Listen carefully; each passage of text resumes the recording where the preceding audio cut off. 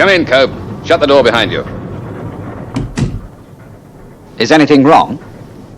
Why isn't the cargo aboard? It was supposed to have been loaded last night. We got all the perishable food stuff loaded. There's still plenty of time to load the rest. Plenty of time? We sail in 18 hours, man. Get that stuff aboard. Yes, Sir George. And Cope, I don't want any slip-up. We're going for the transatlantic record. First time out? First time out. Well, don't just stand there.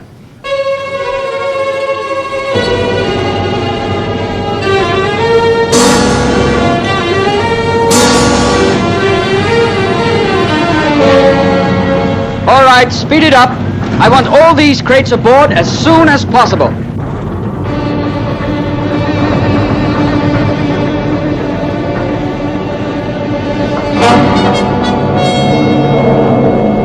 Is everything all right, Professor McLean? Yes, Mr. Cope. I've checked the over-horizon radar. It's in perfect order. We appreciate your expert advice, Professor. What do you think of the hoverliner, Joe? It's great. Is she ready for her maiden voyage? She's ready. First chance I get, Joe, I'll arrange a short trip for you. Yes, Sir George, speaking. just listen carefully, Sir George. Who's that? I said listen. I want to warn you, Sir George. I want to give you a sporting chance. Warn me? Of what? A bomb. A bomb with an instant trigger detonator. A bomb? On the hoverliner? Is this a practical joke? It's no hoax. You see, I made it. Who is this? Who is this?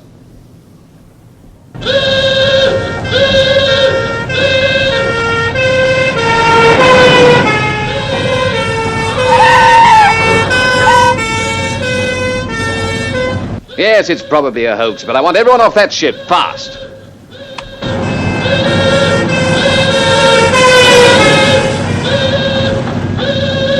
A bomb scare, Professor. We're clearing the ship. Come and look, Mr. Cope. There's something happening down there.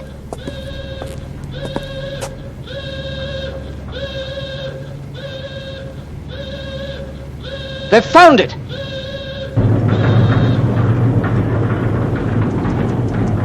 Clear the area. Get everyone back.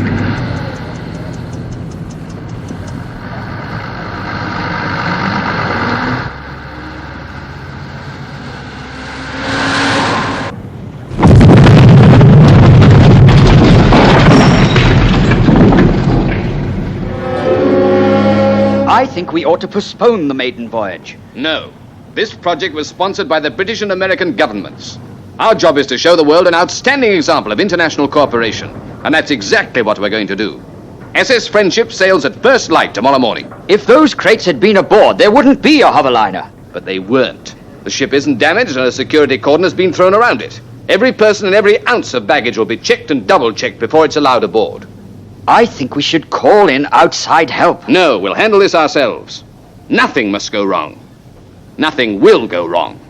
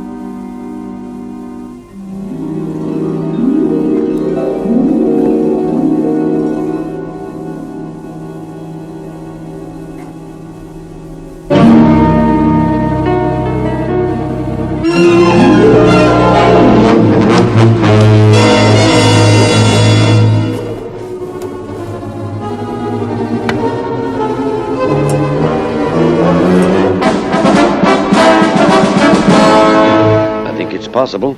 We're dealing with something more than a simple-minded crank. That was a very intricate bomb. You were right to tell us, Professor. And the fact that 100 VIPs from both countries will be on board means WIN must get involved. Sir George Harris won't be pleased, but personally, I'm relieved to hear it. How'll we handle it, Chief? Well, first of all, I'll get myself on that trip to New York. Yeah, but what are my instructions? Start a full-scale investigation. Get down to the dockyard as soon as you can. Play it by ear. Take any action you think is necessary. And fit a recording device to Harris's phone. Is there anything I can do, Mr. Weston? Well, not right now, Joe. But I'd like you and the professor to stay around.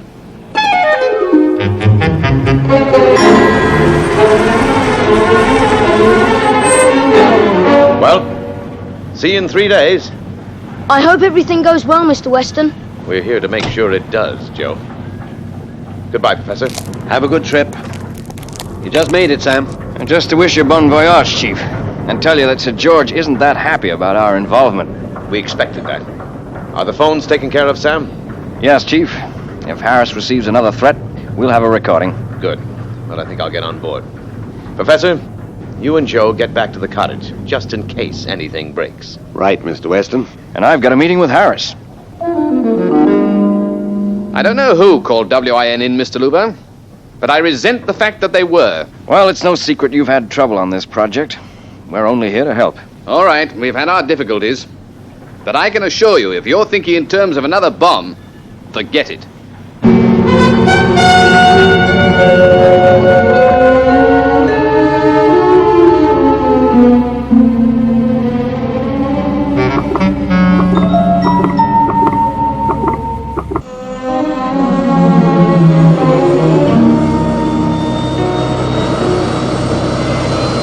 I wish I was on board with Mr. Weston, Dad. I expect you to, Joe.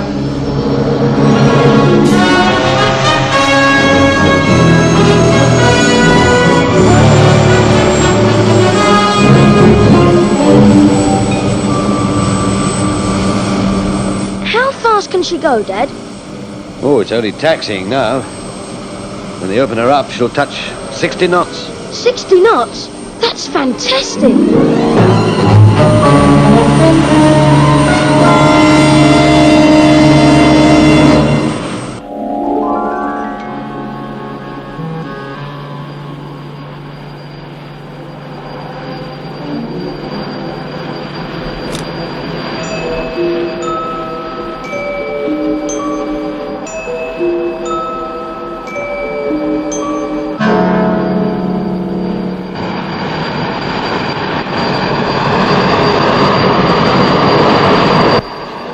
Taxiing completed, Captain. Main acceleration position taken. Articulate countdown. Countdown stands at minute 16, 15. Full fuel or starter motors. With your permission, Mr. Weston, I'll take my ship out to sea. You're in command, Captain. I'm simply here in case of emergency. Then what's supposed to happen? You take charge? That, Captain, depends on the type of emergency. I see. Permission unnecessary, Captain, but granted.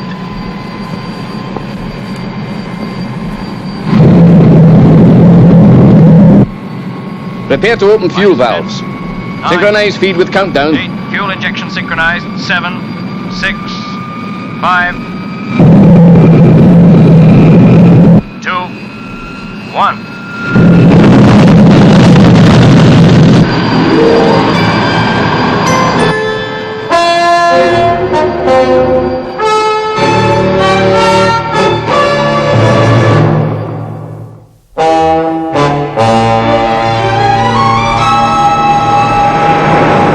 We've checked everything, but still no lead on the guy who made that phone call. The Friendship is safely out to sea by now. If there is a second bomb, wouldn't it have to be on board already? I can't see how it could have got there, Joe. Everything was treble checked into the hold. VIP's luggage included. Mr. Luger, Ah, that could be the chief calling. Sam Luva here. message from WINHQ London. Message reads, second threat received by Sir George Harris. Message ends. Does that mean there's another bomb? Looks like it, Joe. You'd better let Shane Weston know, Sam. Listen, Sam, you've got a recording of the phone call. Now, I want you to use the voice apparatus at the laboratory. For that, you'll need a voice print of everybody who works at the shipyard, including anyone who left recently or was dismissed. Right? Okay, Chief. That might get us the caller, but it still leaves us the problem of the bomb. Sam, if there is a bomb on board, we need help. We can only get it from the man who made that phone call. Get to work. Right, Chief. Out. Let's get to WINHQ. All right, Weston. What do you propose? Turn the ship back. It's too late. We're in mid-Atlantic. Evacuate all passengers. In normal service, a hoverliner is virtually unsinkable, Weston. There's no need for life rafts. Until you hit this sort of emergency. The call must have been a hoax. Nobody could have smuggled a bomb past the security checks. You're taking quite a risk, Captain.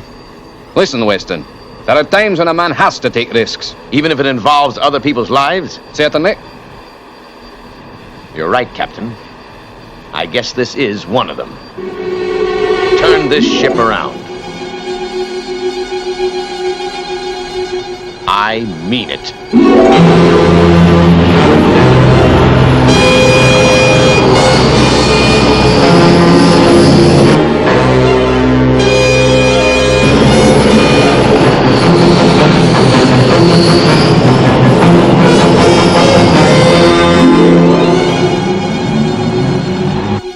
Just another warning, Sir George. To give you that sporting chance. You have from now until 6:30 tomorrow morning. How does it work, Dad? Very simple. A voice print is as individual as a fingerprint. The different cadences and rhythms form patterns which are never repeated in other voices. You feed in the voice, Joe, you're trying to identify. Then check it against the voices of the shipyard employees. Just another warning, Sir George. To give you that sporting. Just another warning, Sir George. And I think maybe we've turned something up. Here's your man, Mr. Luger. Personal document 7903E. Recorded by Principal Officer Johnston Webb. Johnston Webb. Webb. W. It didn't sound like the same man, Dad. He obviously tried to disguise his voice, Joe. But it's just not possible to alter your voice print. Ah, Webb. Here's his card. What does it say? Everything fits.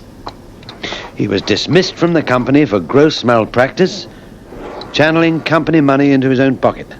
So he could be holding a grudge. What was his job, Dad? He worked in the propellant and thrust department. Propellant and thrust. Aren't they just fancy names for explosives? Close enough, Sam. Okay, we'll find him, Mac. You and Joe better get back to the cottage. This could be a job for Joe 90.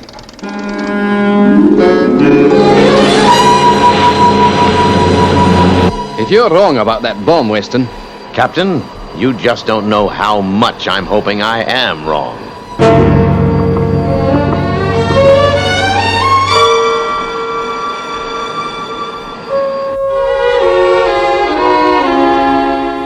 I understand, Sam.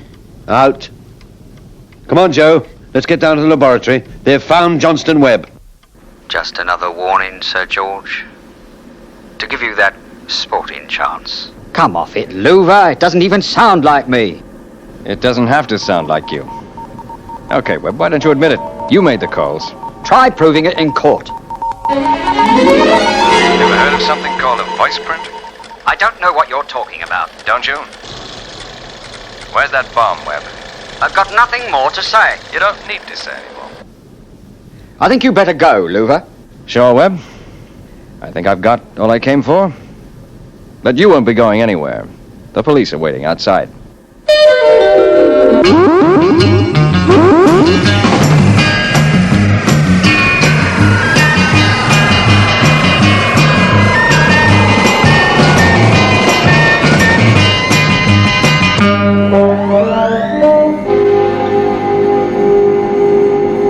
Well, Joe, you now have the brain pattern of Johnston Webb.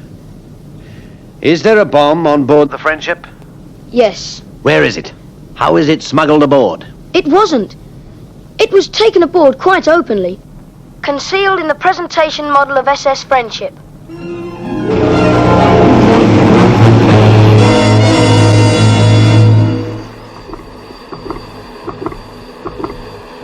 Get everyone below deck and keep them there.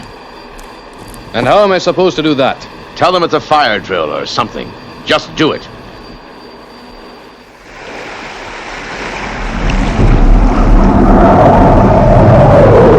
How do you plan to tackle the trigger mechanism, Joe? It's a tough one, Sam. There are 2 separate detonators. And how do you handle the second detonator? You can't. You serious, Joe? Absolutely. The second detonator is set to explode only 10 seconds after the primary detonator is defused. Can we radio Shane Weston to throw it overboard? No. The moment that model's moved from its mounting, it'll go up. Sounds quite a trigger device. That's only part of it.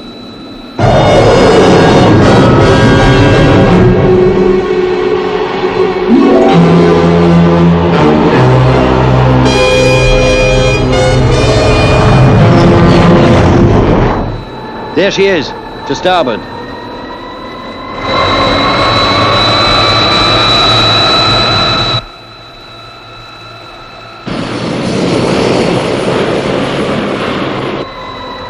Not a soul on deck, Mac.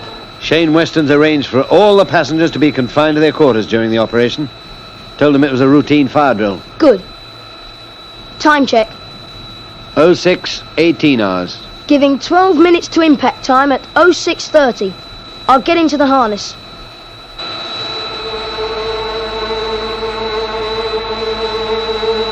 Come on, Joe.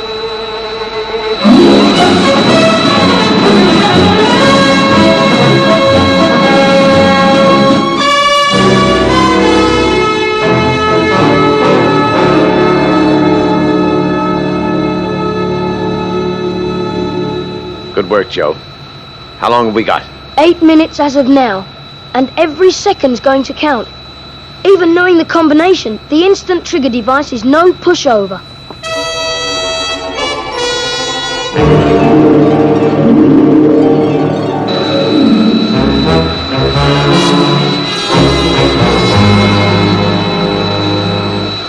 I apologize, Weston.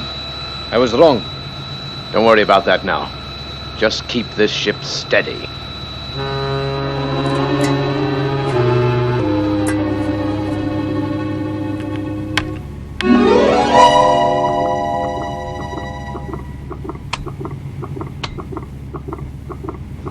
Stand by, Mac.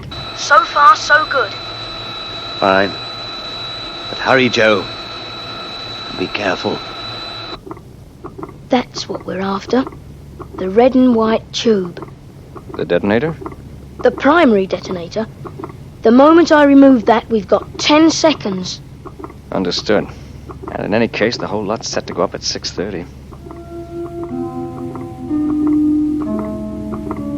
Minus 5 minutes, Joe. 6, 1, 8, 0, 5, 9. Joe, it Must be time for your father to do his bit. Take it easy, Sam.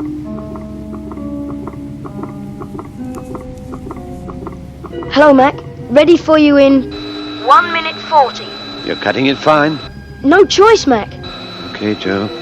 You're the expert. Preparing approach now.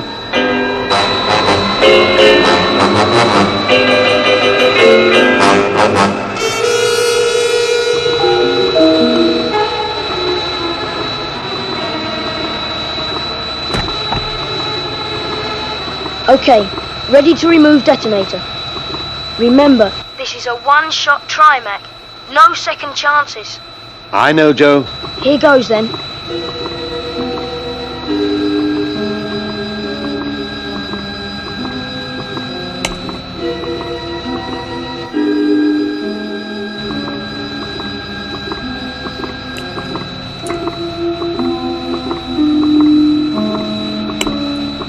All yours, Mac. 10 seconds.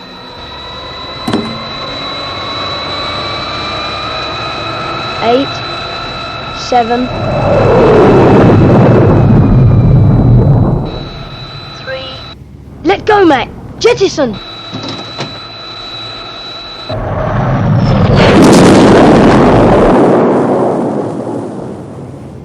Well, that's it, Chief. Yes, thanks to Joe. And Mac, how's he doing, by the way? Oh, he's hovering about somewhere. Hovering, you get hovering, get it, you know. I don't read you, Chief. Hovering, you know, we're all in a hovercraft and it's Chief. Oh, Mr. Weston.